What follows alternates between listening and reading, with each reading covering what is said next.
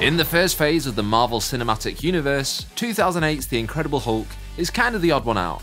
Directed by Louis Leterrier and starring Edward Norton as the titular scientist-turned-raging behemoth, the film was originally developed as a soft sequel to 2003's Hulk. But in the years since its release, middling reviews, distribution disputes, and the recasting of Bruce Banner have left this Hulk movie feeling more like a what-if than a piece of the MCU puzzle proper. Even so, The Incredible Hulk has gained something of a cult following among superhero movie fans for its more serious and grounded take on the Green Goliath. In this series, I'm taking an in-depth look at the specific issues that inspired the MCU, journeying back through comic book history to find the true origins of these on-screen heroes. And you know I'm excited to talk about one of my all-time favourite characters, not just in comics, but in all of fiction, frankly. Hey heroes, I'm Josh from Panels to Pixels, and these are the comic book inspirations behind The Incredible Hulk.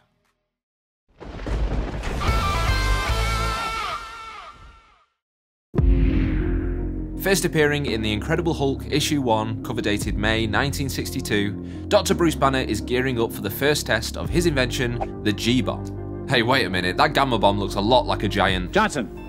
Yes, sir. Get on the horn to British intelligence and let them know about this. As the final countdown begins, Dr. Banner takes one last look at his catastrophic creation, but is horrified to see a teenage boy driving a car right into the splodey zone. Telling rival scientist Igor to halt the countdown, Banner races out onto the test site. But Igor, who is later revealed to be a Soviet spy, has other plans. And as the countdown reaches zero, a breathless Bruce Banner hurls the boy into the safety of a trench before being bathed in gamma radiation. This exposure triggers a transformation within Banner, turning him into a hulking grey monster whenever night falls. Hulk creators Stan Lee and Jack Kirby were inspired by the story of Dr. Jekyll and Mr. Hyde, Boris Karloff's on-screen depiction of Frankenstein's monster, as well as the Golem of Jewish mythology. Reflecting the character's horror roots, Lee and Kirby originally intended the Hulk to have grey, pallid skin, but with the printing technology of the time, colorist Stan Goldberg struggled to produce a consistent shade of grey. And after seeing the first published issue, Stan Lee decided to change the Hulk's skin to that iconic green hue, and thus the Jade Giant was born. So look, that's the character's comic book origin out of the way. Let's see how that compares to its cinematic counterpart. One of the things that sets The Incredible Hulk apart from the other MCU movies is that the character's first outing isn't an origin story. Even so, the film's opening credits serve as a recap of Bruce Banner's science experiment gone wrong and first transformation into the Hulk. And it's here that we start to see some deviation from the source material. Where the comic book version of the character is testing a gamma bomb in the desert, the MCU's Bruce Banner experiments on himself with what we later learn is a recreation of the super soldier serum that originally created Captain America. Not only is this an early indication of the #It's all connected ethos that made the Marvel Cinematic Universe so successful, but it also references what is possibly the movie's biggest influence. You see, for all of the Incredible Hulk's comic book inspirations, the 2008 film owes as much, if not more, to the 1978 TV show of the same name. Starring Bill Bixby as Dr. David Banner and Lou Ferrigno as the Hulk, The Incredible Hulk was among the earliest Marvel adaptations to achieve mainstream success, and contributed significantly to the character's popularity. In short, it made the Hulk a household name, and with that came an all-new origin. TV's David Banner is a widowed physician who, traumatized by his inability to save his wife from a car accident, conducts research on people who are able to summon superhuman strength during moments of extreme stress. Now, incidentally, Hulk co-creator and legendary king of comics Jack Kirby would later claim that his inspiration for the character came from witnessing a similar event, telling the Comics Journal in 1990, "The Hulk I created when I saw a woman lift a car. Her baby was caught under the running board of this car. His mother was horrified.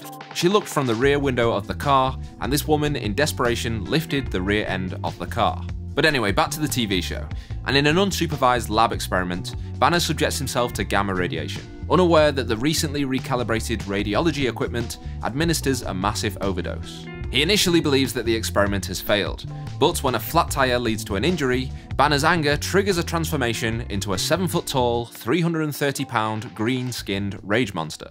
Don't make him angry, you wouldn't like him when he's angry. Yes, that iconic line actually originated not in the comics, but in the TV show. That's how instrumental the show was in defining the character. Não me deixe conforme. Quê? Não banquando eu fome. And so it should really come as no surprise that the MCU's Hulk borrows more than a few elements from the 70s version, whether that be aesthetic details like Banner's eyes turning green first when he transforms, the film's man on the run narrative that was the recurring episode structure of the TV show, the classic Lonely Man theme that plays during this scene, and as you've probably inferred by now, the Hulk's MCU origin more closely resembles that of the television series than the comics. From the experiment itself, to the lab equipment and set design that is specifically modelled after the show. Oh, and hey, you've got to have a Lou Ferrigno cameo in a Hulk movie. Ferrigno has reprised his role as the Hulk many times over the years. He actually provided the voice in the 90s cartoon that really solidified my love for the character. And he was also the voice of the Hulk in the 2008 movie. Now look, there's a ton more references to the 1978 TV show that we could talk about, including Bruce using David B as a pseudonym by the end of the film, and even a quick blink and you'll miss it cameo from the original David Banner, Bill Bixby, who appears on a TV screen in one of his other roles in a show called The Courtship of Eddie's Father. But this is supposed to be a video about comic book inspirations, and I've been banging on about the TV series for so long now, and I'm barely out of the film's opening credits, so let's get back on track. Incredible Hulk issue 1 by Stan Lee and Jack Kirby also introduced romantic interest Betty Ross, as played in the movie by Liv Tyler, and her father General Thaddeus Ross, played here by William Hurt, who serves as the central antagonist of the movie, and most Hulk stories if we're being honest. I've said it before and I'll say it again. I love the Hulk, but he doesn't have the most expansive rogues gallery. The funny thing is, even though all of the now iconic elements of the character's lore are present in that original 1962 comic, the Hulk wasn't an immediate success, and his series was cancelled after only 6 issues. Following this, the character became an occasional guest star who would pop up in the pages of titles like Fantastic Four or Amazing Spider-Man, but regained prominence once he joined Marvel's preeminent superhero team, the Avengers. And throughout all of these appearances, the Hulk's origin story would be told and retold, refined and redefined. Where once Bruce Banner's transformation into the Hulk occurred whenever night fell, Avengers issue 3, cover dated January 1964, suggests that it can be triggered by stress. Later that same year, the Hulk was deemed popular enough to at least co-star in his own book, and it's here in Tales to Astonish issue 59 that we see for the first time Banner transform as a result of a blood pressure spike, as represented in the movie by Bruce learning yoga techniques and using a device to monitor his heart rate.